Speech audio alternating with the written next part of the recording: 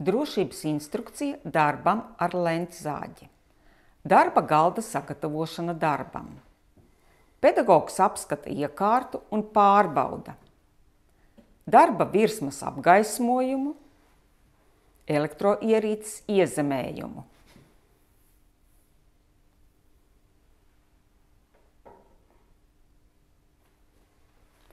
Pirms darba uzsākšanas uzģērbjam piemērotu priekšautu.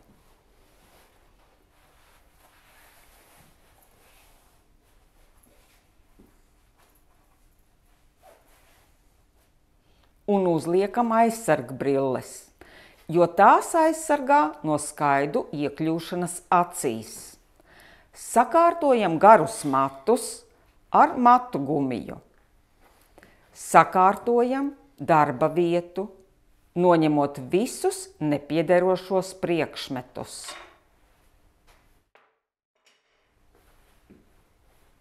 Pedagogs kopā ar audzēkni pārbauda, vai lentzāģis nekustas un nevibrē. Vai asmens aizsargs ir noregulēts 4 līdz 6 cm attālumā no objekta, ko zāģēs. Vai lentzāģa asmens attiecīgi nospriegots. Pārbauda ieslēgšanas un izslēgšanas pogas darbību. Zaļā ieslēgšanas poga. Sarkanā izslēgšanas poga. Audzēknis pirms darba sagatavo detaļu zāģēšanai. Noregulē nepieciešamo zāģēšanas attālumu un nostiprina lineālu.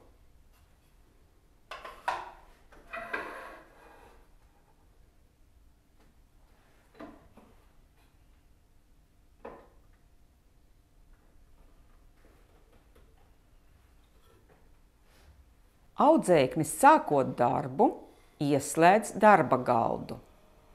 Uzmanīgi virza zāģējumu materiālu asmenim, uzmanot pirkstus un rokas, lai tās nenonāk par tuvu zāģa asmenim. Audzēknis zāģējamo materiālu virza tuvāk asmenim ar bīdītāju.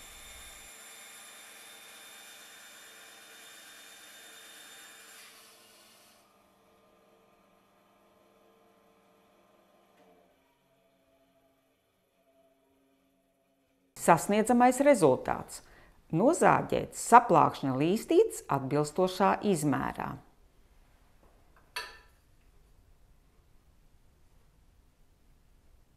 Darbu beidzot, audzēknis sakārto darba vietu,